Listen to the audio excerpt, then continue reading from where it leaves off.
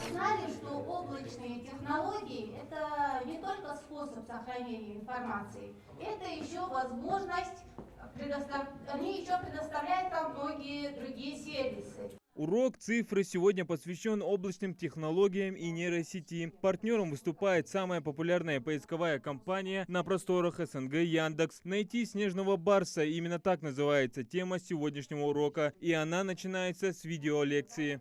Одна фотоловушка может делать до 40 тысяч снимков. Всего на территории парка площадью в 118 тысяч гектаров установлено 150 фотоловушек.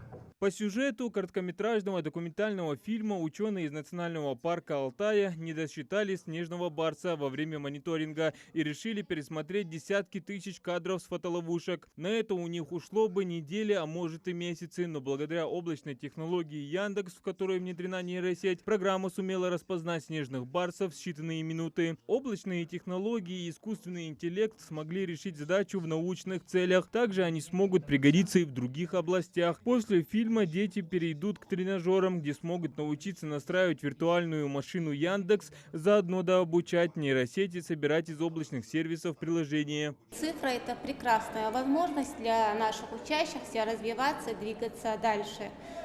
Цифра дает информацию о том, насколько глубоко можно использовать облачные технологии, насколько они полезны и насколько облегчают работу. Урок цифры посетил заместитель министра промышленности и цифрового развития, председатель общественного совета по цифровому развитию, менеджер проекта «Билет в будущее» и сотрудники Министерства образования. Они уверены, направление IT в республике необходимо развивать. Есть области, которые пользуются сегодня наибольшим спросом, и есть определенный алгоритм действий для того, чтобы стать хорошим программистом. Как раз сейчас прорабатывается вопрос создания региональной нашей уникальной LMS-системы, которая будет преемственно связана с школьными системой электронных журналов Миником.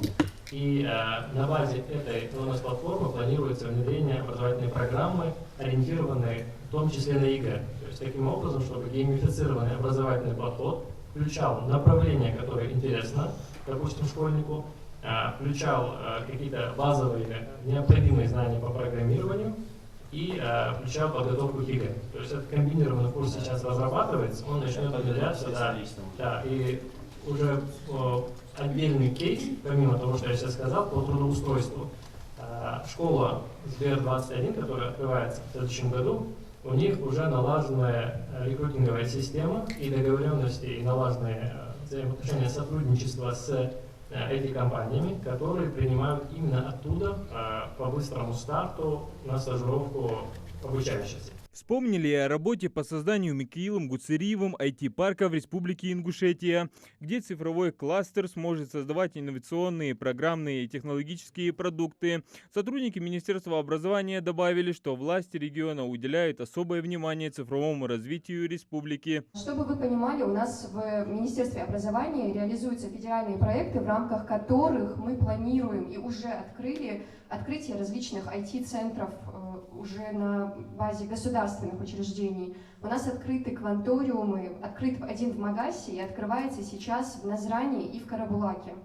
То есть очень важно, ребята, чтобы вы понимали, что эти условия создаются для вас в рамках системы дополнительного образования, чтобы задействовать вас на совершенно бесплатной основе, задействовать вас в этой вообще в этом направлении. Под конец гостям урока цифры провели экскурсию по Центру цифрового развития, созданного на базе лицея города Сунджи IT-Куб, где показали классы робототехники, разработки виртуальной реальности, программирование на Java и Python. Самое популярное направление у нас как раз робототехника. Это младшие школьники, им очень нравится именно что-то спрограммировать, и чтобы тут же эта программа заработала, чтобы они видели, что они сделали. Урок цифры – это всероссийский образовательный проект в сфере информационных технологий, где обучающиеся в школах дети могут получать знания от ведущих технологических компаний, как Яндекс, лаборатория Касперского, фирмы 1С, госкорпорации Росатом, ВК и Академии искусственного интеллекта. Уроки планируют проводить до мая следующего года. Адам Гулоев, Али Зязиков, Новости 24.